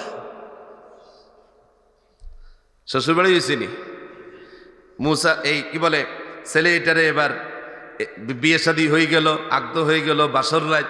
এখন হাতে বাসর রাত একবারে হেড খেড়াই আসতে আছে, এলে বাজা তার হাক কান্ত কি আসো কিল্লাই বউ জিজ্ঞায়, কেন কন যাইতো না, কই তুই অবশেষে কইল যে আল্লাহ যদি খাওয়াইতো চায়, সোর না বানাইয়া জামাই বানাই খাওয়া, সোর না বানাইয়া। ঘটনা এটাই ঘটছে, এবারে ঢুকছিলাম হারাম ভাবে খাইতে চাই নাই, আল্লাহ তাআলা হালাল ভাবে, আর এত হালাল এটা তো হওয়া দান নাই। সুবহানাল্লাহ। আমার ভাইয়েরা, মুসা আলাইহিস সালাম সেই মিশরের মানুষ, দোয়া করলেন, রব্বি ইন্নী লিমা আনজালতা ইলাইয়া মিন খাইরিন ফাকির, আল্লাহ তাআলা আপনার কাছে যে কল্যাণ আছে সেই কল্যাণের ভিখারি আমি, আপনি কল্যাণ নাজিল করেন। মেয়েগুলা বাপের বাড়িতে চলে গেছে, পানিগুলো খাওয়াইয়া যাই কইছে আব্বা আজকে তো একটা বিপরীত ঘটনা ঘটছে, এই জন্য আমরা আগে আইছি। কি ঘটছে? হলো আগে এরকম এরকম দেখছি, আগেও বসে রয়েছে, কোনোদিন কথা কয় না, আজকে এই ঘটনা ঘটাইছে, সবাই ধাক্কায়া আমাদেরকে পানিটা পান করাইয়া আমাদেরকে বাড়িতে পাঠাই দিচ্ছে। বল হলো গেরে লইয়া, হলো গেরে গেল কথা আছে। এই বাপ যেন তেন বাপ না, সোহাইব আলাইহিস সালাম। কি অনেকে আমার নামে পেছ লাগে কইরাই আর কি, আমাকে অনেকে পারিবারিক নাম যারা চিনেন সোহাইব, আব্দুল কাইম সোহাইব নামে আবার মনে হয় পোস্টার হয়েছে রাজগঞ্জ স্কুলের মাঠে। এখন আব্দুল কাইম বিন নূর আর সোহাইব একজন। সোহাইব আলাইহিস সালাম, সোহাইব আলাইহিস সালাম মেয়েকে বললেন নিয়ে আসো। মেয়েটা গেল, ফাজাআত ইহদাহুমা তামশি আলা ইস্তিহয়াইন। সোহাইব আলাইহিস সালামের কাছে মেয়েটা আসলো শর্মে শর্মে। কে কবে এই কথা? কে বলেন? হ্যাঁ, সোহাইব আলাইহিস সালামের এই মেয়ের ব্যাপারে আল্লাহ তাআলার বক্তব্য, আলা ইস্তিহয়াইন, শর্মে শর্মে আসছে। এই বেড়া মানুষের কাছে, এরকম একটা যুবক মানুষের কাছে আমি মেয়ে মানুষ কেমনে যাই? অন বাপে কইতেছে এই জন্য যাইতেছে। এই হায়া না থাকলে, হায়া না থাকলে, মেয়েদের হায়া না থাকলে, মায়েদের হায়া না থাকলে বেহায়া জামাই পাইবে। যে মেয়ের হায়া আগে নষ্ট হয়ে গেছে সে বেহায়া একটা জামার জন্য অপেক্ষা করে। সোহাইব আলাইহিস সালাম হায়া হায়া নিয়ে আসছে, লজ্জা লজ্জায় মুসা আলাইহিস সালামের কাছে এসে বলছে ইন্না আবি ইয়াদউকা লিয়াজজিয়াকা, আমার বাপে তোমারে ডাকতে আছে, তুমি যে কষ্ট করে আমাদেরকে পানি খাওয়াই দিছো, পানি পান করানোর ব্যবস্থা করছো, এই জন্য আমার বাপে তোমাদেরকে আজর দিতে চান, প্রতিদান দিতে চান। মুসা আলাইহিস সালাম একটা জায়গা পাইছে। মুসা আলাইহিস সালাম মেয়েটার সাথে ওই বাড়িতে গেছে। যাওয়ার পরে মুসা আলাইহিস সালামের সাথে সোহাইব আলাইহিস সালামের সাথে পেছনের সব কাহিনী আলাপ আলোচনা। ফালাম্মা জাআহু ওয়া কাসসা আলাইহিল কাসাস, মুসা আলাইহিস সালাম পুরো কাহিনী বলছে। সোহাইব আলাইহিস সালাম দেখেন নবীর দোয়ার লগে নবীর দোয়া কেমনে মিলে।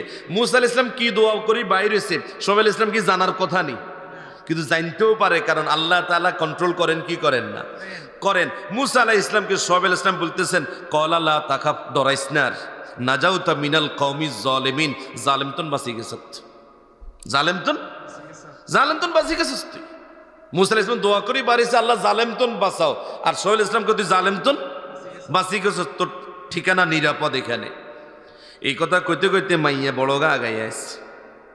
আগাই আসি আব্বারে কয় আব্বা, ক্বালাত ইহদাহুমা, এই আয়াতে গিয়ে পড়ছিলাম 26 সূরা নম্বর 28 আয়াত নম্বর। ক্বালাত ইহদাহুমা, এবার সোহাইব আলাইহিস সালামের একটা মেয়ে বললেন ইয়া আবাতি, হে আমার বাবা, ইস্তাজিরহু, দীর্ঘকাল আমাদের পরিবারে সংকট ছিল, আপনি বৃদ্ধ হয়ে গেছেন, আমাদের এই পশুগুলো, আমাদের এই গরু ছাগল ভেড়াগুলো কে চড়াবে? লোক ছিল না, সংসারের ভারী কাজ কে করবে? সেরকম লোক আপনি ঠিক করতে পারেন নাই। একটা কাজের লোক ঠিক করবেন, তাও তো লজিং বাড়ির তো যারে তারে জায়গা দেন যায় না। হ্যাঁ, লজিং বাড়ির যারে তারে জায়গা দেন যায় না। আমি এক বাইত লজিং আছিলাম, এ মিয়া আস্তা কাটটা বড় আওয়ামী লীগের নেতা আছিল। কিরকম আওয়ামী লীগ আছিল জানেন? সোনাপুর পৌর বাজারে সে কোনোদিন, তার ব্যাপারে রেকর্ড হচ্ছে, জামাত করে এরকম কোন লোকের দোয়ানেতে হদাইও করে। আমারে লই গেছে এক জামাত নেতার দোয়ানে, আমারে রমজানের হাদিয়া দিব, এরকম কট্টর। পরে আমারে যে মিয়া লজিং দিছে হেমিয়ার বাইত, হেমিয়ার কাছে শুনলাম হেমিয়াই কইছে যে ওই তালেব বেশ করে দেন এরকম উজ্ঞা দিয়ে নাঙ্গ বাইত, যারে তারে লজিং রান যায় না। আব্বা আপনি তো বড় বিপদে আছিলেন, আমগরে লই কাজের হলো অজ্ঞাতেন রাখবেন, আমরা তো মাইয়া দুনুকে আপনার বড় হয়ে গেছি, এই চিন্তাটা আপনি কারো করে রাখতে পারতেছিলেন না। ইগারে রাখেন, ইস্তাজিরহু, ইগারে নিয়োগ দেন। কেন? ইন্না খায়রা মান ইস্তাজারতা, আপনার মেয়ে হিসাবে আমার বুঝা হয়েছে, আপনি তো নবী, আমার বয়স বুঝা হয়েছে, আমার কাছে মনে হয়েছে এই এলাকার যত কাজের ছেলে আছে ইগের তো ভালো অজ্ঞ হইত না। খায়রা মান ইস্তাজারতা, যতজনকে আপনি নিয়োগ দিতে পারেন এর মধ্যে ইগা সেরা। সোহাইব আলাইহিস সালাম মনে হয় যেন জিগাইলেন তুই তিগের সেরা বুজ্জুত কেমনি ইগার লোক তো তোর বেশি দিনের পরিচয়ও নাই, এই ঘটনা ঘটছে মাত্র লইয়া আইলি। কয় না আব্বা দুইটা জিনিস আছে সেলিগের মধ্যে। কয় জিনিস? আল কাউইয়্যু, এ ধরনের কাজ করার জন্যে, সংকট মুহূর্ত মোকাবেলা করার জন্যে যে ধরনের দৈহিক সামর্থ্য দরকার, দেহের শক্তি দরকার, এরকম শক্তি মূসার কাছে আছে। এরকম শক্তি মূসার কাছে আছে বিপদে মানুষের পাশে দাঁড়ানোর মতো। জাতি যখন মারাত্মক রকম হুমকির মুখে পড়ে যাবে, জাতিকে রক্ষা করে একেবারে আবু সাঈদের মতো বুকটা খুলে দেওয়ার মতো সাহস তার আছে। আর কি আছে? আল আমিন, ইয়ে বড় আমানতদার।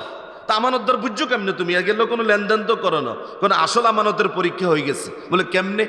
আমি যখন তার বাড়ির দিকে আসতেছিলাম, তাতে তো বাড়ির রাস্তা চিনে না, পথ দেখাই না, সামনে থাকে না পিছে থাকে? সামনে থাকে। আমি তো সামনে সামনে থাকার কথা, কিন্তু এই মূসা আমারে কয় তুমি তো মেয়ে মানুষ, তুমি আমার সামনে সামনে হাঁটলে আমার জন্য সমস্যা। তুমি আমার সামনে সামনে হাঁটলে হিসকিনে নাডন ভালো না। মূসা আলাইহিস সালাম মেয়েটারে বলতেছে তুমি আমার পিছনে থাকো, পিছনে তো ডাইন বাম করবে, আমি তোমাকে বাজ্যে হাজির হয়ে যাই। আব্বা ছেলে ইগের আমানতদারিতার পরীক্ষা হয়ে গেছে। ইগের যে শক্তি, ইগের কাছে তো আমি কিছুই না। তার হাতে আমার ইজ্জত ক্ষতিগ্রস্ত হইতে পারত, কিন্তু ইগের আমানতদারিতার পরীক্ষা হয়ে গেছে। এই মরুভূমির পুরা লম্বা রাস্তা ইগে আমার দিকে বাঁকা চোখে তাকানো তো দূরের কথা, আমার দিকে যান অন্যভাবে চোখ না পড়ে আমার কয় হিসকিরা নেড। সুবহানাল্লাহ কয় না? এই আমানতদারিতা কয় এটারে। এই জায়গার যে আমানতদার সে দুনিয়ার সবকিছুর ব্যাপারে আমানতদার। আল কাউইয়ুল আমিন। এই মূসা আলাইহিস সালাম আমানতদার স্বীকৃতি দিচ্ছেন কে? এবার শেষ করি আলাই ওয়াজ। মুহাম্মাদুর রাসূলুল্লাহ সাল্লাল্লাহু আলাইহি ওয়াসাল্লাম কি? আল আমিন। নবুয়ত পাওয়ার আগেই রাসূল কি দিয়ে বলাইছেন? আল্লাহ তাআলা নিজে বলেছেন তোমাদের কাছে যাকে রাসূল হিসেবে পাঠাইছি, বারবার কোরআন বলছে রাসূলুন আমানতদার। এই আমানতদার লোক ছাড়া, এই আমানতদার লোকটার হাতে যখন বনী ইসরাইলের নেতৃত্ব আল্লাহ রাব্বুল আলামিন তুলে দিয়েছেন, ফেরাউনরে ডুবাইয়া মূসা আলাইহিস সালামের যখন জয় দিয়েছেন, বনী ইসরাইলের মিশরের মানুষের জীবন নিরাপদ হয়েছে কি হয় নাই? সম্পদ নিরাপদ হয়েছে কি হয় নাই? ইজ্জতের নিরাপত্তা হয়েছে কি হয় নাই? আমার বাংলাদেশের সংকট এখানে, এই সৎ মানুষটা এখন পর্যন্ত যথেষ্ট পরিমাণ নাই, যথেষ্ট পরিমাণ নাই। দুই একজন হয়তো কালে ভাদ্রে যারা মন্ত্রণালয় চালাইছে হয়তো ক্যামেরা দিটোগাই হেতাগো দুর্নীতি পায় না, আর না হয় এ বড় বড় যারাই বলছে আমরা আপনাদের সেবক, অবশেষে তারা রক্ষক হয়েছে কি হয় নাই? বক্ষক হয়েছে কি হয় নাই? বিদেশে কানাডায় বেগম পাড়া বানাইছে কি বানায় নাই? লন্ডনে 368 টাকা পাড়ি, 365 একজনটা দিদা সাইরাস খান। টাকাটা কার? এই যে চট্টগ্রামের এসালম 87 লক্ষ কোটি টাকা লয়ে চলে গেল, কার টাকা? আমাদের টাকা, জনগণের টাকা। এই আমানতদারের অভাব আমাদের দেশটা এখন পর্যন্ত সোজা রাস্তায় উঠে নাই। যারা সুন্দর দেশ গড়তে চান, বাংলাদেশ থেকে কে বৈষম্য চায়? কোন দল বৈষম্য চায়? কেউই চায় না। সবাই চায় সাম্য হোক, ন্যায্যতা হোক, সবাই সবার অধিকার বুঝে পাক, আমি আমারটা বুঝে পাই। এই টানটা সবার যদি থাকে, ভাইরে আপনি যদি শুদ্ধ না হন কে হবে? আমার তরুণ যুবক ভাইদেরকে বলি, এবার যদি আমার বাংলাদেশটাকে সোজা রাস্তায় উঠানোর জন্য তুমি যদি ইউসুফ আলাইহিস সালামের মতো যদি মেরুদণ্ড সোজা করে না দাঁড়াও, যদি চেয়ে নিতে না পারো যে আমি আমানতদার, লক্ষ কোটি টাকা আমার হাতে ছেড়ে দেন, একটাও হেরফের হবে না, একটা ভিজিএফ কার্ডও এদিক সেদিক হবে না, এই কথা বলার মতো সাহসী যুবক এই সমাজ যতদিন তৈরি না হবে, এই সমাজ সোজা রাস্তায় উঠবে না। মূসা আলাইহিস সালামের মতো বিপন্ন মানবতাকে, নির্যাতিত বনী ইসরাইলকে মুক্তির জন্য যদি সাহস নিয়ে যদি এরকম মেরুদণ্ড সোজা করে দাঁড়ানো না যায়, তাহলে জাতির মুক্তি হবে না। এই জন্য আমাদের আলোচনার স্লোগান ছিল আল্লাহর আইন চাই। এটা কোনো ব্যক্তির, কোনো দলের, কার? এটা আল্লাহর দেয়া স্লোগান, এটা আল্লাহর দেয়া স্লোগান, এটা প্রত্যেকটা ইমানদারের স্লোগান হতে হবে। আপনি ভাই সৎ হন, আপনি সৎ হন। আমি টুমসুর মাদ্রাসায় পড়ি, 2001 সাল আলেমে পড়ি। 2001 সালের একবারে প্রথম দিকে ডাক সাইটে মারাত্মক তার দাপট, বড় ধরনের টেরর, তিনি বিশাল তার সন্ত্রাসী বাহিনী আছে। তার নিজের একটা মেয়ে আছে, মেয়েকে বিয়ে দেওয়ার জন্য তার আশেপাশে অসংখ্য ছেলে পেলে আছে। অজ্ঞারও টোকাই আনে না, জোর করে ইসলামী ব্যাংকে চাকরি করে আল্লামা তারেক মনোহরের বাইক না, মাস্টার শফিকুল্লাহ সাহেবের নাতি, জোর করে ব্যাংকের তো তুলিয়ে নিকো আর মাইয়ারে বিয়ে করার লাগবে। কা তুমি যাদেরকে দিয়ে সন্ত্রাসী করো, মাস্তানি করো, তাদেরকে জামা বানাতে পারলে না কেন? এতও জানে এগুনে কি খায়, এগুনে কি খায় বড়, এটা তো সেও জানে কি খায়, এগুনের পালে কি খাওয়ায়, এগুনকে পালে সে জানে না। মাস্টার শফিকুলের ইয়ান্দি গাইল্লা তারেক মনোহরের লক্ষ্মীপুর ঢুকতে দেয় না, আর হেতাকে বাইকডারা হাইজ্যাক করে মাইয়া বিয়ে দেয়।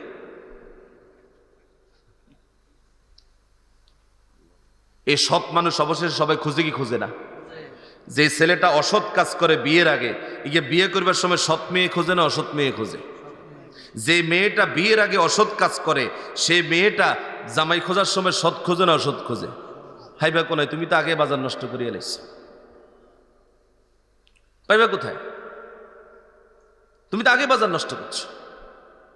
অতএব এই জায়গাটা কেন বললাম, এই জায়গা কেন ফোকাস করলাম? যে তার সংসারকে পবিত্র রাস্তায়, দুইজনের সংসার যে পবিত্র রাস্তায় গড়তে পারবে না, সে 20 কোটি মানুষের বাংলাদেশকে কিভাবে গড়বে? দুইজনের সংসার বানানোর সময় যে সোজা রাস্তায় হাঁটতে পারো নাই, অসৎ রাস্তায় হাঁটছো, তোমাকে দিয়ে সৎ বাংলাদেশ তৈরি হবে না। তোমার জন্য সৎ বাংলাদেশ তুমি পাবা না, তোমার প্রজন্মের জন্য একটা অসৎ বাংলাদেশ অপেক্ষা করতেছে।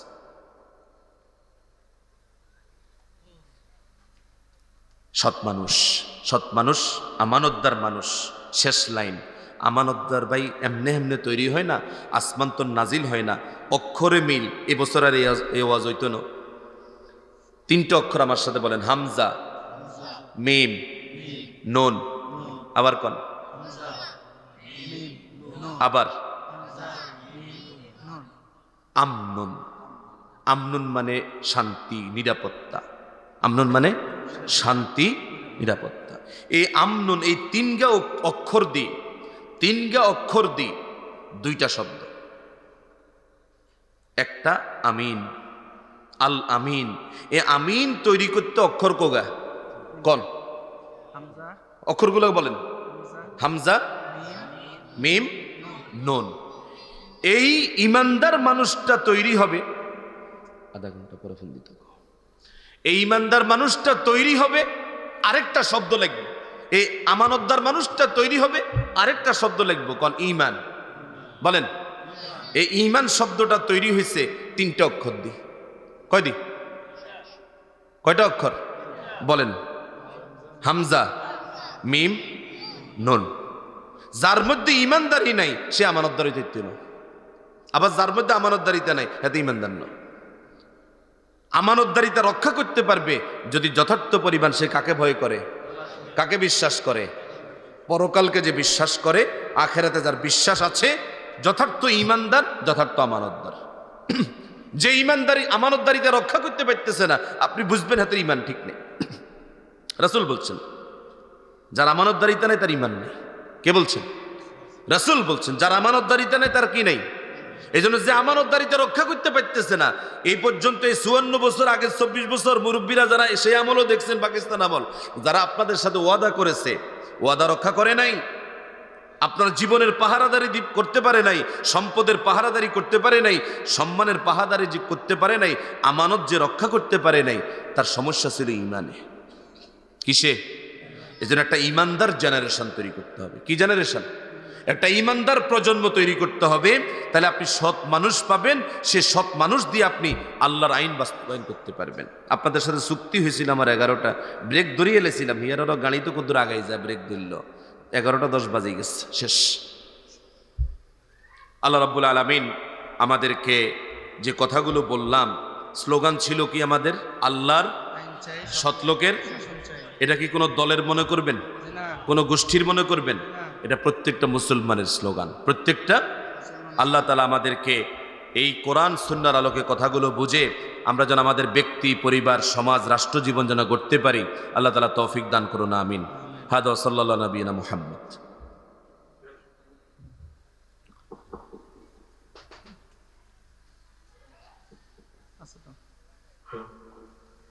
সম্মানিত উপস্থিতি, এই পর্যায়ে আজকের মাহফিলের সম্মানিত সভাপতি সাহেবের বক্তব্য পেশ করবেন এই বাড়ির কৃতি সন্তান ৬ নং রাজগঞ্জ ইউনিয়ন ৮ নং ওয়ার্ডের সম্মানিত সাবেক ইউপি সদস্য জনাব আবু সাইদ মুহুরী। আমি তো যাই, আমরা চলে মেহমান থেকে গরতন বারে যায়নি। 5 মিনিট বইয়েন কষ্ট করে। আসলে তেতুলিয়া জোয়ারদার বাড়ির যুব সমাজের উদ্যোগে 11তম তাফসীরুল কোরআন মাহফিলের সম্মানিত প্রধান অতিথি, বিশেষ অতিথি ও সকল উপস্থিতি, পর্দার আড়ালের মা ও বোনেরা, আসসালামু আলাইকুম। ওয়ালাইকুম আসসালাম। আমরা পৃথিবীর সবচেয়ে সর্বশ্রেষ্ঠ জাতি মুসলমান। আসলে আমাদের কাজগুলি বর্তমানে যা হইতেছে, এই যে বিগত 16 হইতে 17 বছর আমরা মুসলমানেরা মিলাদ মাহফিল ওয়াজ করতে হইলে পারমিশন লইতে হইতো। বর্তমানে আমরা সেটার থেকে উন্মুক্ত। এই যে আমরা মুসলমান, আমরা যদি বিভিন্ন ওয়াজে বিভিন্ন আলেম ওলামায়েরা যে সমস্ত কথাবার্তা বলে, সমস্ত কথাবার্তাগুলো আমাদের শোনা প্রয়োজন। এবং এই কথাগুলা বাপে ছেলেকে বলবে, মায়ে মেয়েকে বলবে, তাহলে সমাজে আমাদের যেই সমাজ বিপদগ্রস্ত হইতেছে সামনের দিকে, আমাদের এই সমস্ত অজ্ঞতার কারণে। আমরা যদি দিন শিখি, দিনের কথা বলি, দিন প্রচার করি, ভালো কথা শিখাই ছেলে মেয়েদেরকে, তাহলে আমাদের সমাজে এই অস্থিরতা কোনো রকমেই থাকবে না। ওয়াজ এমন হয়ে গেছে, যেমন যে ওয়াজে গরু একটা জবা করে, সেই ওয়াজে মানে মানুষ আর মানুষ। আগে খবর লয় যে